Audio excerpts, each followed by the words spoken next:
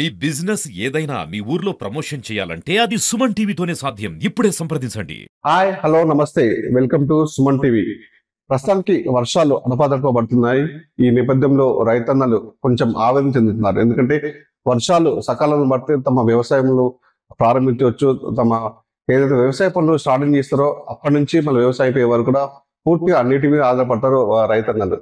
ఈ ఈ విధంగా వర్షాలు సకాలం పడకపోవడంతో చాలా ఇబ్బంది ఎదుర్కొనే పరిస్థితుల్లో మరి వాళ్ళు ఎప్పుడు వ్యవసాయం పనులు స్టార్ట్ చేయాలి, ఎప్పుడు దుక్కులు దున్నుకోవాలి, ఏ రకమైన భూములు సాగు చేసుకోవాలి, మట్టి పరీక్షలు ఏ విధంగా చేసుకోవాలి, రైతన్నలు అంటే ఏ మట్టిలో వేస్తే అధిక దిగుబడి వస్తుంది, తమ పంట పొలాలు కానీ చేను కానీ మిరప పంట కానీ పత్తి కానీ జన్ము కానీ ఇతరత్ర ఏ పంటలు అయితే సకాలంలో వేస్తే వాళ్ళకి అధిక దిగుబడి వస్తుంది అనేది పూర్తిగా సమాచారం తెలుస్తుంది. మొత్తం మహబూబాబాద్ జిల్లాలోని మల్లెల కృషి విజ్ఞాన కేంద్రంలో శాస్త్రవేత్తలతో ఉన్నారు.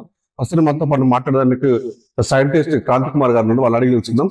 మీరు చెప్పండి, ప్రస్తుతానికి ఉన్న రోజుల్లో వర్షాలు సాధ్యత తక్కువగా ఉంది, లోటు వర్షపాతం నమోదవుతుంది. ఈ విధంగా రైతులు కూడా వరణం కోసం చూస్తున్నారు, వర్షాలు ఎప్పుడు పడతాయని చెప్పేసి. ఈ నేపథ్యంలో వర్షాలు లేట్ అవుతున్నాయి, మరి దుక్కులు కూడా దున్నుతున్నారు. ఈ క్రమంలో మరి వాళ్ళు వ్యవసాయ పనులు స్టార్ట్ చేసుకుంటే వాళ్ళకి అధిక దిగుబడులు వచ్చే వ్యవసాయంలో అధిక దిగుబడులు వచ్చే ఛాన్సెస్ ఉన్నాయంటారు అసలు? అందరికీ నమస్కారం అండి. నా పేరు క్రాంతి. నేను కేవీకే మల్లెలో శాస్త్రవేత్తగా పనిచేస్తున్నాను. అయితే ముఖ్యంగా మనకి ఏంటంటే ఇప్పుడు వానాకాలం సాగుకు సమైతమవుతున్నటువంటి రైతులకు ముఖ్యంగా సలహా ఇచ్చేది ఏంటంటే కేవీకే మల్లెల తరఫున గత 2 నెలలుగా మనం చూస్తా ఉన్నాం విపరీతమైన ఎండలు, తర్వాత మనకు నైరుతి ఋతుపవనాల వల్ల కురవాల్సినటువంటి మోతాదు వర్షపాతం కురవకపోవడం, తద్వారా తొలకరి వర్షాలకే చాలా వరకు ఏంటంటే జీలుగా జన్మ విత్తనాలు సాగు చేసుకున్నటువంటి రైతులు, అలాగే కొన్ని చోట్ల ఏంటంటే పత్తిని కూడా సాగు చేసుకోవడం జరిగింది. అయితే మధ్యలో ఏంటంటే జూన్ మాసంలో చాలా వరకు మనకు ఎండ తీవ్రత పెరిగిపోయి మనకు మళ్ళీ వర్షపాతం అనేది నమోదు కాకపోవడం వల్ల చాలా వరకు విత్తన మొలక శాతం అనేది తగ్గిపోవడం జరిగింది అనమాట. కాబట్టి ఇప్పుడు మనకి ఏంటంటే 2-3 రోజుల నుంచి మనకి ఏంటంటే వర్షపాతం తేలికపాటి వర్షాలు అనేవి నమోదు అవ్వడం వల్ల రైతులు ఏంటంటే క్రమేపీ ఖచ్చితంగా వారి యొక్క వ్యవసాయ పనులను సమయత్తం చేసుకుంటూ ముఖ్యంగా దుక్కులను దున్నుకొని ఏవైతే వాళ్ళు విత్తనాలు వేసుకోవాలనుకుంటున్నారో వాటిని ఒక వర్షపాతం కొంచెం సరైన వర్షపాతం నమోదైన తర్వాత మాత్రం వేసుకోవాల్సిందిగా రైతులకు సూచన చేయడం జరుగుతూ ఉంది. ముఖ్యంగా ఈ వర్షపాతం లోటు వర్షపాతం ఉన్న నేపథ్యంలో కూడా వారు ఎప్పుడు వాళ్ళు వ్యవసాయ పనులు స్టార్ట్ చేసుకోవాలి, అసలు వర్షాలు కురిసే క్రమంలో కూడా వాళ్ళకి భూసార పరీక్షలను కూడా అంటే వాళ్ళు మన దగ్గర మీద వెళ్ళి చేస్తున్నారు, లేకపోతే వ్యవసాయ భూస్వారం పట్టి మీరు ల్యాబ్ కోచ్ చేస్తున్నారు, అసలు ఏ విధంగా ఉంటుంది పరీక్ష భూస్వార పరీక్ష? ఏంటంటే మనకు మహబూబాబాద్ జిల్లాలో సుమారుగా 4,50,000 ఎకరాల సాగు భూమి ఉంది. ఇక్కడ ముఖ్యంగా పండించేటటువంటి ప్రధాన పంటలు అయినటువంటి వరి, దాని తర్వాత మనకు పత్తి, మొక్కజొన్న, తర్వాత మనకు వాణిజ్య పంట అయినటువంటి మిరప, లేదా అక్కడ మనకు కొన్ని చోట్ల కేసండం లాంటి ప్రాంతాల్లో మనకి ఏంటంటే పసుపు సాగు చేస్తున్నారు, కొంతమేర పప్పు దినుసు పంటలు సాగు చేస్తున్నారు. అయితే ఏ పంటలు సాగు చేసినా కూడా ఖచ్చితంగా రైతులకు మొదటగా మేము ఇచ్చేటటువంటి సలహా ఏంటంటే మే కానీ జూన్ మాసంలో వాళ్ళకు ఎటువంటి పంటలు అనేవి ఉండవు కాబట్టి వాళ్ళని క్రమేపీ సాయిల్ టెస్టింగ్ చేయించుకోమని చెప్పడం జరుగుతుంది, మట్టి పరీక్ష.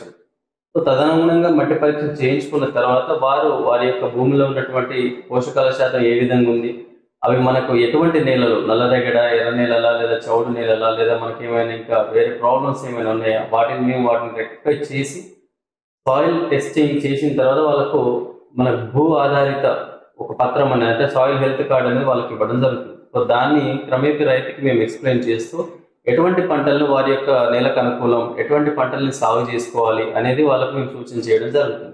అయితే ముఖ్యంగా గతంలో ఏంటంటే మనకు కేవీకే మల్యాలో ల్యాబొరేటరీ అనేది సాయిల్ టెస్టింగ్ ల్యాబొరేటరీ అనేది అంత ఎస్టాబ్లిష్డ్గా లేదన్నమాట.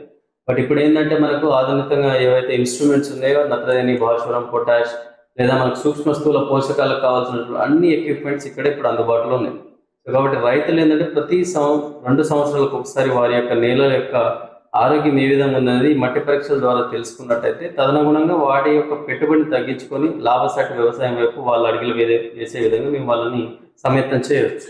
ఒకవైపు రైతులు తమ పంట పొలాల పంట అయిపోయిన తర్వాత కూడా భూములు చదునుగా చేసుకుని మళ్ళీ వాటిని కాల్చడం కానీ అందులో ఎక్కువ మెయిన్ ఏంటంటే రసాయన ఎరువుల వాడకం ఎక్కువ ఉండడం వల్ల కూడా వాళ్ళ పంట దిగుబడి తక్కువ వస్తుందని చెప్పేసి వాళ్ళు చాలా మంది నష్టపోతున్న సందర్భంలో మీరు వాళ్ళకి సూచనలు అసలు ఏ విధంగా ఇవ్వబోతుందండి? అయితే ప్రతిసారి మనకు కేవీకే మలయాళ శాస్త్రవేత్తల బృందం కానీ వ్యవసాయ అధికారులు చేసేదంటే వారికి ఈ సమయానుగుణంగా వాళ్ళకి ఏంటంటే అవగాహన కార్యక్రమాలు కానీ శిక్షణ కార్యక్రమాలు లాంటివి మేము కండక్ట్ చేసి మీరు ఏ పంటలైనా సాగు చేయండి, వన్స్ మనం పంటలు సాగు చేసి పంట కోతలు అయిపోయిన తర్వాత పంట చేలల్లో ఉండేటటువంటి ఏవైతే పంట అవశేషాలు ఉంటాయో వాటిని ఎట్టి పరిస్థితుల్లో కాల్చకుండా కంపల్సరీ ఒకవేళ మనకు వంట చెరుకుగా ఉపయోగపడితే దాన్ని వంట చెరుకుగా ఉపయోగించుకోవడం, మిగిలిన ఏదైనా పంట అవశేషాలను కంపల్సరీ నేలలోనే తిరిగి కలియదున్నామని చెప్తుంది.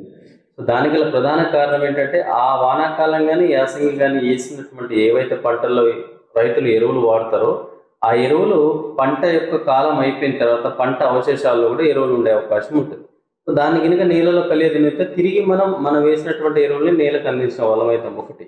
అండ్ రెండోది ఏంటంటే ఈ పంట అవశేషాలను కాల్చడం వల్ల ఒకటి వాతావరణం వేడెక్కడం, భూమి వేడెక్కడం, భూమిలో మనకు ఉపయోగపడేటటువంటి ఉపరితలంలో ఉండేటటువంటి సూక్ష్మజీవులు ఏవైతే ఉంటాయో అవి కంప్లీట్గా మనకు చనిపోవడం జరుగుతుంది. వన్స్ మనకు అవి చనిపోవడం జరిగితే మనకేంటంటే మనం వేసేటటువంటి ఏవైతే రసాయనిక ఎరువులు ఉంటాయో అవి శుద్ధ రూపంలో అట్లనే ఉంటాయి. ఒకవేళ సూక్ష్మజీవులు లేనైతే మనకు అవి ఉపయోగపడవు రసాయనిక ఎరువులు. సూక్ష్మజీవుల యొక్క ముఖ్య పాత్ర ఏంటంటే వేసిన ఎరువుల్ని అవి తీసుకొని తిరిగి కరిగించి మొక్కకు అందజేసే రూపంలో మారుస్తాయి సూక్ష్మజీవులు.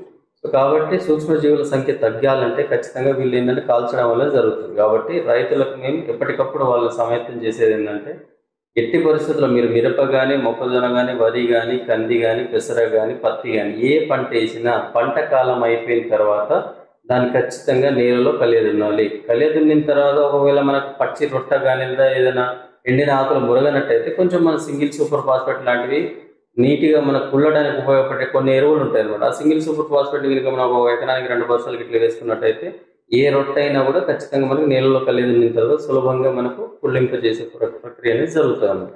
ఇప్పుడు వ్యవసాయం నేను నమ్ముకున్నటువంటి రైతులు కూడా ప్రతిసారి కూడా నష్టపోతున్న పరిస్థితి ఉంది. ఒకవైపు నకిలీ వల్ల కూడా చాలా మంది ఇబ్బంది పడుతున్నారు. పంట దిగుబడి రాకుండా చాలా మంది రైతులు నష్టపోతున్న సందర్భంలో మీ కేవీకే సైంటిస్ట్ వాళ్ళకి ఏ విధంగా వాళ్ళకి సూచన సలహాలు ఇచ్చి వాళ్ళకి నాణ్యమైన విత్తనాలు ఏ విధంగా అందించే ప్రయత్నం చేస్తున్నారు మీరు? ఒకటి ముఖ్యంగా కృషి విజ్ఞాన కేంద్రం 1989లో ఇక్కడ ఎస్టాబ్లిష్ అయిన దగ్గర నుంచి మాకున్నటువంటి వ్యవసాయ క్షేత్రంలో ఒక 40 ఎకరాల భూమి ఉంది మాకు కేవీకే ఎమ్మెల్యేలు. సో దాంట్లో మనకు విత్తనోత్పత్తి చేస్తాం. మేము వరి విత్తనోత్పత్తి చేసి ఆ వరి నాణ్యమైన విత్తనాన్ని వరి ముఖ్యంగా ఇవ్వడం, అలాగే కంది కానీ పెసర కానీ ఈ 3 రకాల పంటల యొక్క విత్తనాలను మేము వీలైనంత వరకు మాకున్నటువంటి విస్తీర్ణంలో విత్తనోత్పత్తి చేసి మేము రైతులకు అందించడం జరుగుతుంది ఒకటి.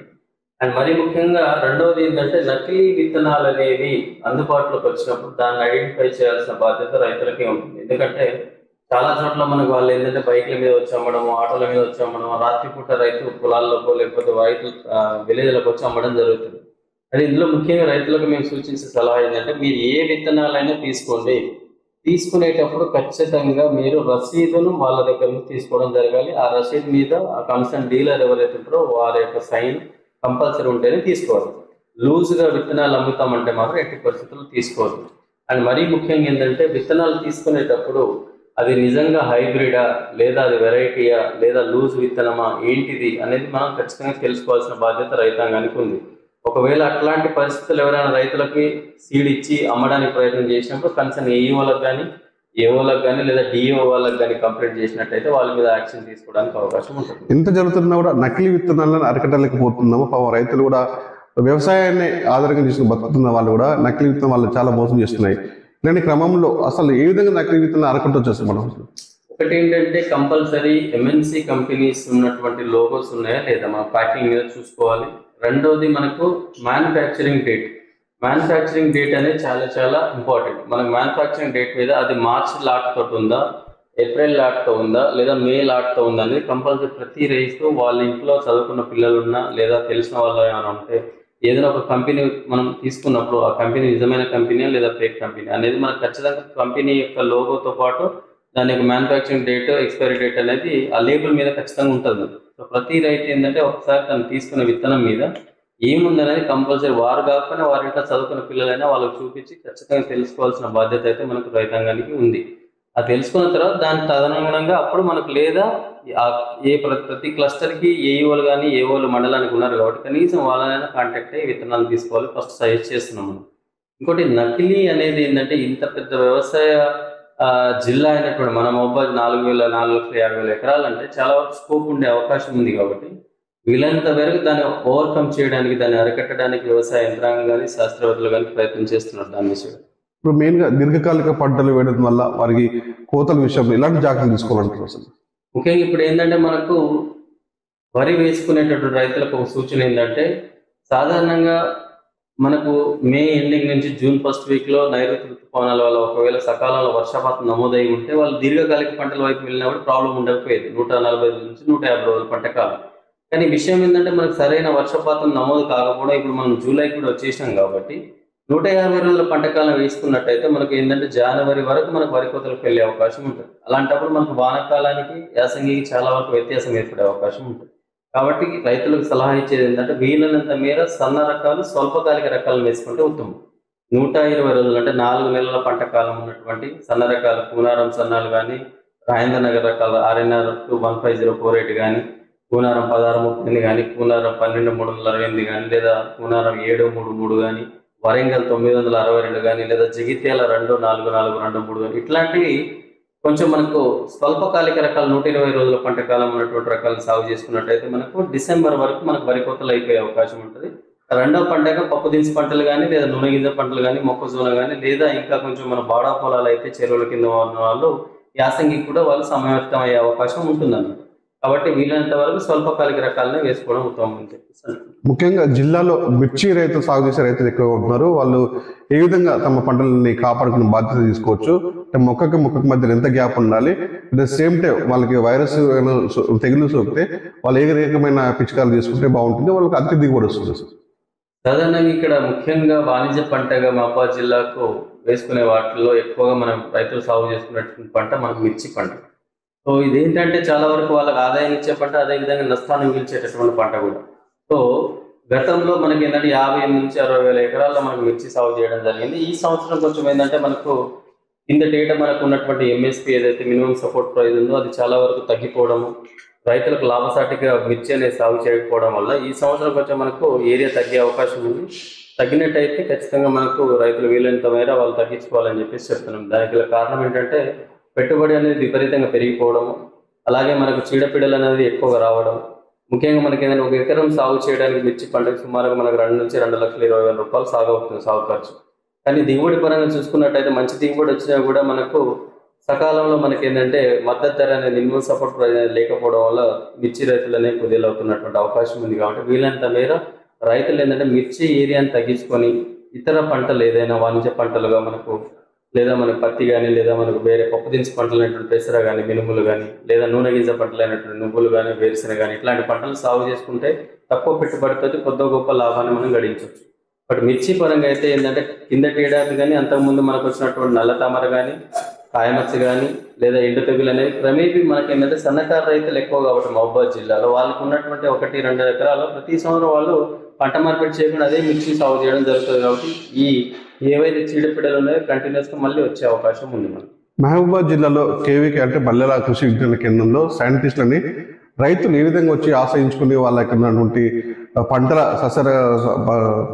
సస్య రక్షణ కావచ్చు, ఇంకా ఇతర భూముల విషయంలో కావచ్చు, వాళ్ళకి ఏ విధంగా వాళ్ళకి మీరు మార్పులు చేర్పులు చేసుకోవాలని సూచిస్తారు, మీరు ఎలాంటి అవగాహన సదస్సు ఏర్పాటు చేస్తున్నారు? ముఖ్యంగా మనకి ఏంటంటే గతంలో మాదిరే కాకుండా లాస్ట్ 6-7 సంవత్సరాల నుంచి యువ రైతులకు యువ శాస్త్రవేత్తలు ఇక్కడ అందుబాటులో ఉండడం, ముఖ్యంగా ఏంటంటే ఆ యువ శాస్త్రవేత్తలు కూడా ఇక్కడ చాలా వరకు దగ్గరలో వారి యొక్క స్వస్థలం ఉండడం, వారు కూడా రైతాంగ కుటుంబం నుంచి రావడం వల్ల చాలా మంచి అవగాహన అనేది యువ రైతులకి మధ్య శాస్త్రవేత్తల మధ్య ఉంది. అండ్ ముఖ్యంగా ఈ యువ శాస్త్రవేత్తలు కూడా వివిధ శిక్షణ కార్యక్రమాలు అనుబంధ రంగాల్లో కూడా అంటే లైక్ మనకు వ్యవసాయం కాకుండా హార్టికల్చర్ కానీ, లేదా మనకు పాడి పరిశ్రమ కానీ, లేదా ఇంకా ఇతర గొర్రెల మేకల పెంపకాల మీద కూడా వాళ్ళకు, చేపల పెంపకం మీద కూడా వాళ్ళకు అవగాహన శిక్షణ కార్యక్రమాలు, అలాగే ఫీల్డ్ డేస్ క్షేత్ర దినోత్సవాలు కండక్ట్ చేసి ఎప్పటికప్పుడు రైతులను శిక్షణ నిర్వహించిన రైతులు ఎవరైతే ఉన్నారో వాళ్ళను వేరే ప్రాంతాలకి హైదరాబాద్ కానీ, లేదా జగిత్యాల కానీ, లేదా దసరాపేట కానీ, అట్లా ఇతర ఏవైతే వ్యవసాయ క్షేత్రాలు ఉన్నాయో ఆ ప్రాంతాలకు తీసుకెళ్లి అక్కడ వాళ్ళు ఆచరిస్తున్నటువంటి పద్ధతుల గురించి కూడా రైతులకు అవగాహన కల్పించడానికి KVK మల్లెలు ఎప్పటికీ సమర్థంగా ఉంది, తీసుకెళ్తున్నాం కూడా మేము. ఇంకా రాను రోజుల్లో యాంత్రీకరణ పరంగా కానీ, నూతన వంగడాల పరంగా కానీ, ఇంకా వ్యవసాయంలో ఆర్టిఫిషియల్ ఇంటెలిజెన్స్ మీద కూడా చాలా వరకు ఏంటంటే మాకు వ్యవసాయ యూనివర్సిటీ తోటి కొన్ని కంపెనీస్ టైప్ అయి వ్యవసాయంలో ఆర్టిఫిషియల్ ఇంటెలిజెన్స్ తోటి ఏ విధంగా మనం మనుగడ సాధించవచ్చు, ఏ విధంగా ఆదాయ లాభాన్ని గడించవచ్చు, దాని మీద కూడా ఇంకా పరిశోధన జరుగుతుంది. ఉత్తరగతి విన్నర్గా మహబూబాబాద్ జిల్లాలోని మల్లెల కృషి విజ్ఞాన కేంద్రము సైంటిస్టులు సిద్ధంగా ఉన్నారు. ఎందుకంటే వర్షాకాలం స్టార్ట్ అవుతుంది, రైతులు వ్యవసాయ ఉత్పత్తి కూడా స్టార్ట్ చేస్తున్నారు. వాళ్ళకి సంబంధించినటువంటి ఎప్పుడు ఏ వరి వేయాలి, ఏ వంగడాలు వేయాలి, ప్రతి నూతన వంగడాల విధానంలో కూడా రైతులకి సూచనలు ఇవ్వడానికి కూడా మేము సంసిద్ధంగా ఉన్నామని చెప్పేసి ఇక్కడ ఉన్నట్టు సైంటిస్టులు చెప్తున్న పరిస్థితి.